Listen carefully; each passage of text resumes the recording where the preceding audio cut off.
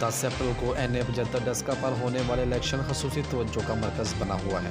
ڈسکا ایک صنعتی علاقے کے طور پر جانا جاتا ہے، مگر حالیہ دنوں میں اس کی وجہ شہرت فروری میں NA75 سیالکوٹ 4 میں ہونے والے ضمنی الیکشن میں نتائج سمیت دھند میں غائب ہونے والے پریزنٹنگ آفیسرز بنے۔ اس واقعے کے نتیجے میں یہ حلقہ پورے پاکستان میں سیاسی توجہ کا مرکز بن گیا۔ اب 10 اپریل کو جہاں ری پولنگ ہونے جا رہی ہے، حلقے کے سیاسی تاریخ پر مختصر نظر کچھ یوں ڈالی جا سکتی ہے۔ 1970 اور 1977 میں سیالکوٹ کی باقی نشستوں کی طرح اس علاقے میں بھی پیپلز پارٹی کو کامیابی ملی۔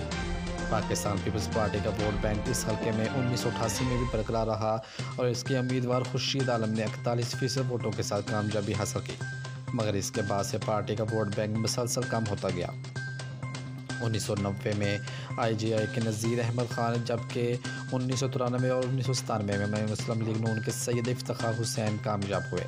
2002 میں مسلم لیگ کاف کے ٹکٹ پر علی اصل ملہی نے کامیابی حاصل کی۔ مسلم لیگ کاف کی مسلم لیگ نون پر حلقے میں برتری کی ایک وجہ سید افتخار حسین کا ڈگری کی وجہ سے انتخابات نہ لڑنا بھی تھا، مگر 2008، 2013 اور 2018 میں یہ نشست مسلم لیگ نون کے پاس ہی رہی۔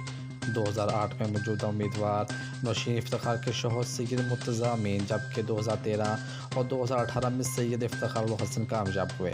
انتخابات میں مسلم لیگ نون کو ملنے والے ووٹوں کی شرح 40 سے 58% کے درمیان رہی، جبکہ تحریک انصاف نے گزشتہ 2 انتخابات میں ہی حصہ لیا اور بالترتیب 26 اور 24% ووٹ حاصل کیے۔